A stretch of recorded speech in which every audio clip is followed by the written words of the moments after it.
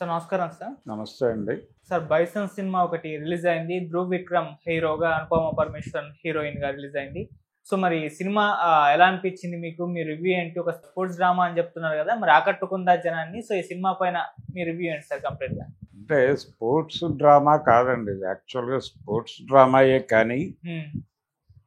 ఆ sports drama నేపథ్యంలో ఆయన భారతీయ సామాజిక చిత్రాన్ని ప్రజల కళ్ళ ముందు నిలబెట్టే ప్రయత్నం చేశాడు డైరెక్టర్ గారు.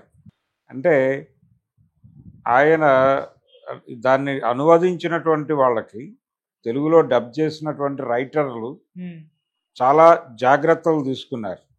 చాలా జాగ్రత్తలు తీసుకుని నిజానికి ఆ డైరెక్టర్ ఆత్మని ఇక్కడ తొలగించేటువంటి ప్రయత్నం జరిగింది డబ్బింగ్లో. అది ఎంత వాళ్ళు దాచిపెట్టాలనుకున్నా కానీ విజువల్గా దాగలేదు. హ్మ్. విజువల్గా దాన్ని దాచడం వాళ్ళ వల్ల కాలేదు. డైలాగుల్లో దాన్ని కిల్ చేసే ప్రయత్నం చేశారు. ఆ డైరెక్టర్ ఆత్మని చంపే ప్రయత్నం చేశారు. ఇది వాస్తవం. అది బాధ కలిగించింది ఆ సినిమా చూస్తుంటే. అంటే తెలుగు దర్శకులకి ఈ లక్షణం ఉండేది గతంలో రీమేక్ సినిమాలు చేసేటప్పుడు. ఆ ఇతర భాషల నుంచి సినిమాలు తీసుకొచ్చి తెలుగులో చేసేటప్పుడు అక్కడ కులఘర్షణగా తీసినటువంటి కథని, ముఖ్యంగా తమిళ సినిమాలు, హ్మ్. తమిళ్లో చాలా ఓపెన్గా వాళ్ళు క్యాస్ట్ కాంట్రడక్షన్ని మాట్లాడతారు. ఆ క్యాస్ట్ కాంట్రడక్షన్ సినిమాల హక్కులు కొనేసి తెలుగులో రీమేక్ చేసేటప్పుడు వి మధుసూదన్ రావు లాంటి డైరెక్టర్లు హ్మ్. దాన్ని వర్గ వ్యవహారంగా మారుస్తారు. హ్మ్. అది ఒక కూలీ కులానికి చెందినటువంటి ఒక యువకుడికి, ఒక కమ్మ సామాజిక వర్గము, లేకపోతే ఆధిపత్య కులానికి హ్మ్.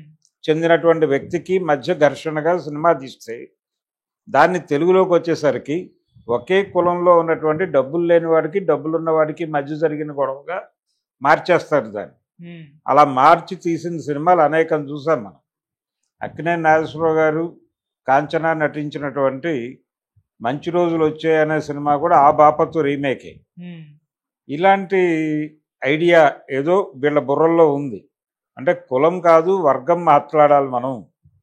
కులం మాట్లాడితే గ్రౌండ్ రియాలిటీ మాట్లాడాల్సి వస్తుంది, మన జీవితాలు రోడ్డుకి ఎక్కుతాయి అనేటువంటి భయం ఈ సినిమా పరిశ్రమ మీద ఆధిపత్యం చేస్తున్నటువంటి అగ్రకులాలకి, వాళ్ళు హర్ట్ అవుతారేమో అనే భయం ఈ విభాగాల్లో పనిచేసేటువంటి రచయితలకి ఉండటం వలన ఆ సినిమాలో దర్శకుడి ఆత్మని కిల్ చేసేటువంటి ప్రయత్నం అనువాద రచయితలు, నిర్మాతలు వాంటెడ్గా చేశారు. అంటే దాని తెలుగు రైట్స్ కొనుక్కుని తెలుగులో డబ్ చేయించినటువంటి ప్రొడ్యూసర్ల అభిప్రాయాల మేరకు డబ్బింగ్ అనువాద రచయితలు అలా వెళ్ళుంటారు. అందుకని అది బలమైనటువంటి క్యాస్ట్ కాంట్రడక్షన్ని ప్రముఖంగా మాట్లాడింది సినిమా. ఒక దళిత కులానికి చెందినటువంటి ఒక యువకుడు, ఎందుకంటే దళిత కులము అని అనటానికి వీళ్ళు ఎంత దాచిపెట్టినా విజువల్గా దాచిపెట్టలేకపోవడానికి రీజన్ ఏంటంటే, అంబేద్కర్ ఫోటో ఉంటుంది వాళ్ళ ఇంట్లో నిలువెత్తు. అంబేద్కర్ ఫోటో పదే పదే దాని మీదకి ఫోకస్కి వెళ్తాడు డైరెక్టర్. అందుకని అది దాచలేరు కదా వీళ్ళు. రెండోది, ఆ సినిమాలో చాలా స్పష్టంగా ఈ ఆధిపత్య కులాలకు ప్రతినిధిగా ఉండేటువంటి ఒక భూస్వామి ఉంటాడు. ఈ భూస్వామి చేసే దుర్మార్గాలను ప్రతిఘటించేటువంటి ఒక బలమైనటువంటి దళిత నాయకుడు ఉంటాడు. అంటే సాయుధంగా తిరుగుబాటు చేసేటువంటి ఒక దళిత నాయకుడు ఉంటాడు ఈ సినిమాలో. హ్మ్. ఆ దళిత నాయకుడిని తమ దైవంగా భావించి దళిత కులాలన్నీ కొలుచుకుంటూ ఉంటాయి మనసుల్లో. అతన్ని ఏదో పద్ధతిలో చంపేయడం కోసం ఆ జమీందారు ప్రయత్నం చేస్తూ ఉంటాడు, ఆ భూస్వామి. వాళ్ళిద్దరి మధ్య జరిగేటువంటి ఘర్షణలు, ఆయన మీద జరిగే హత్యా ప్రయత్నాలు, అది ప్యారలల్ స్టోరీ, అదొకటి నడుస్తూ ఉంటుంది. ఆ సందర్భంగా ఒక కుట్ర పన్నుతాడు అతను, ఎవరు, ఆ భూస్వామి. ఇతని కులాలకు చెందినటువంటి, దళిత కులాలకు చెందినటువంటి ఒక కుటుంబాన్ని కొనేస్తాడు.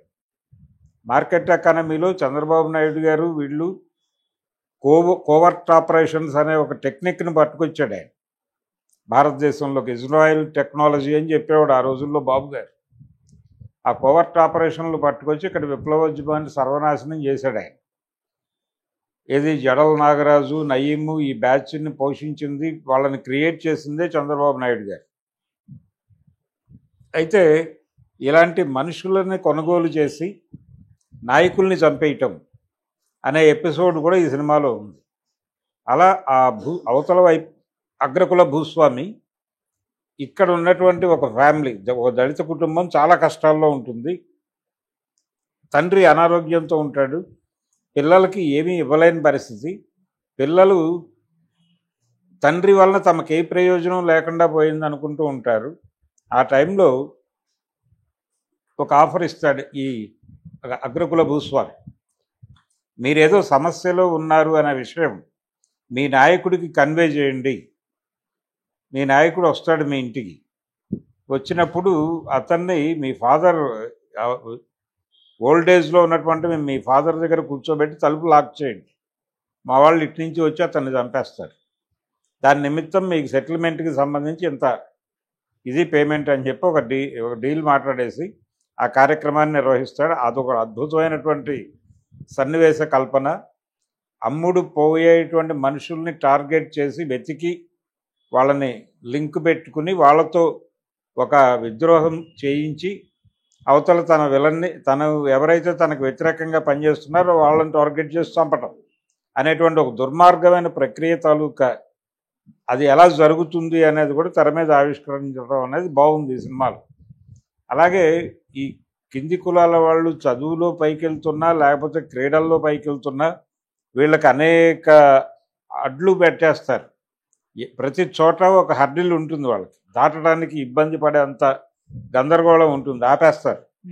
ఇక్కడ వరకు చాలే, ఇంకేదో పని చేసుకుని బతుకు అని. ఎదగనివ్వరు. ఈ ఎదగనివ్వని తనం విపరీతంగా కనిపిస్తుంది ఈ సినిమాలో. ఈ ఎదగనివ్వని తనంని ఎదిరించి నిలబడాలని ఒక కుర్రోడు చేసే యుద్ధం ఈ బైసన్ అనే సినిమా. చివరికి వీళ్ళకి పై స్థాయిలో ఇదే దళిత కులాలకు చెందినటువంటి ఒక అధికారి, చాలా లిమిటెడ్ పవర్స్ ఉంటాయి అతనికి, అతని కింద అధికారులు కూడా అతని మీద జులుం చేస్తూ ఉంటారు. రీసెంట్గా మనం చూసాం, ఒక పోలీస్ ఆఫీసర్ ఆత్మహత్య చేసుకున్నాడు, తన మీద అగ్రకులాల జులుం ఉంది డిపార్ట్మెంట్లో అని చెప్పి. అలాంటి సందర్భం ఉంటుంది. అలాంటి సందర్భం ఉన్నటువంటి ఒక జీవితం. ఇలా రకరకాలుగా మన సమాజంలో ప్రస్తుతం ఉన్నటువంటి కుల సమాజం ఇది. కుల సమాజంలో దోపిడీ ఎలా ఉంటుంది, అణచివేత ఎలా ఉంటుంది, వాళ్ళని ఎలా కంట్రోల్ చేస్తారు, ఈ స్ట్రక్చర్ అంతా చెప్పాడు ఆ సినిమాలో. చెప్పి ఈ స్పోర్ట్స్కు సంబంధించి ఇతను ఎదగటం కోసం ప్రయత్నం చేసినప్పుడల్లా ఏదో ఒక అడ్డం వస్తూ ఉంటుంది, ఏదో పద్ధతిలో ఇతను కంట్రోల్ చేసే ప్రయత్నం చేస్తారు. ఈ అడ్డంకులన్నీ దాటి అతను ఇండియా తరఫున ఆడి ఒక ప్లే, ఆ గెలుపు తన వల్లే సాధ్యమైంది అనే పరిస్థితి ఎలా క్రియేట్ చేశాడు అనేది కథ. దానిలో 100 రకాల అడ్డంకులు నిరంతరం అతనికి అడ్డు తగులుతూనే ఉంటుంది, ఏదో ఒక గొడవ. ఆ ప్రతి గొడవకి ఒక కుల నేపథ్యం ఉంటుంది, ఒక అణచివేత ప్రోగ్రాం ఉంటుంది. వీళ్ళని చాలా చులకనగా చూసేటువంటి అగ్రకులం తాలూకా ధోరణి కనిపిస్తుంది సినిమాలో.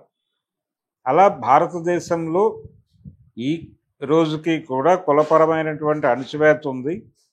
ఎవరు ఏ పని చేయాలో ఆ పని మాత్రమే చేయాలి, ఇంకో పని చేస్తే వాళ్ళని అడ్డు తొలగించినా తప్పేం కాదు అనేటువంటి వాతావరణం ఉంది అనేది చాలా అద్భుతంగా ఎస్టాబ్లిష్ చేసి తెర మీద చెప్పగలిగాడు ఆ డైరెక్టరు. ఆ క్యారెక్టర్లు ఎంత బాగా డిజైన్ చేశాడో నటీనటులు కూడా అంత బాగా నటించారు ఈ సినిమాలో. పర్టికులర్గా విక్రమ్ కొడుకు ఆ క్యారెక్టర్గానే కనిపించాడు. విక్రమ్ ఆ క్యారెక్టర్ని అడాప్ట్ చేసుకోవటానికి తనని తాను ఎలా మౌల్డ్ చేసుకుంటాడో అది కనిపించింది ఈ కుర్రాడులో. కాబట్టి ఇతను సక్సెస్ కొట్టే ఛాన్స్ అయితే ఉంది. డెఫినెట్గా ఇతను ఒక మంచి కమర్షియల్ ఎలిమెంటు. ఆల్రెడీ ఇంతకుముందు ఒక 2 సినిమాలు చేసే ప్రయత్నం చేశాడు ఆయన, తీసాడు కానీ పెద్దగా వర్కౌట్ అయినట్లేదు. ఈ సినిమా కొంత మేరకు అతన్ని ఎలివేట్ చేసే సినిమాయే అవుతుంది. అతని కెరియర్ని కొంచెం స్పీడ్ ఎక్కించేటువంటి సినిమాగా కూడా ఇది మిగలచ్చు. ఇతని సమర్థత, అలాగే సినిమాని నడిపిన పద్ధతి అంతా కూడా చాలా అద్భుతంగా నడిచింది. సో ఈ సినిమా ప్రేక్షక రంజకంగానే ఉంది, కానీ థియేటర్లకు జనాలు వెళ్ళటానికి ఇంకా మొహమాట పడుతున్నారు.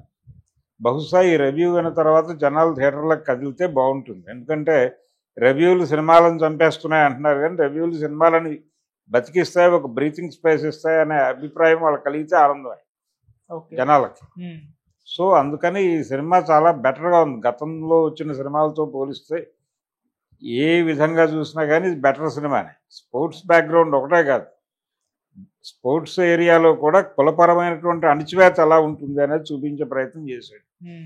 కులమే వర్గము, వర్గమే కులము, అంతమించి ఏమీ లేదు. ఏది ఉన్నది అనుకున్నప్పటికీ అది లేదు.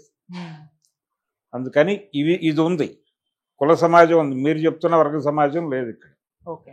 కాబట్టి కుల వర్గ సమాజం అని కొంతమంది మారుతారు, అది కూడా తప్పే. స్పష్టంగా కుల సమాజం ఉంది ఇక్కడ. ఆ కుల సమాజాన్ని ఎదిరించడానికి మనం ఏదో ఒక ప్రోగ్రాం చేయాలి అనే సందేశంతో ముగుస్తుంది సినిమా. అలా ఒక మంచి ప్రయత్నం, ఒక చైతన్యవంతమైనటువంటి ప్రయత్నం బైసన్ సినిమాతో చేశారు. ఓకే సార్, రేటింగ్ ఎంత ఇస్తారు సార్? నేను ఈ సినిమాకి అవుట్ ఆఫ్ 5 3 ఇస్తానండి. Thank you so much. Thank you.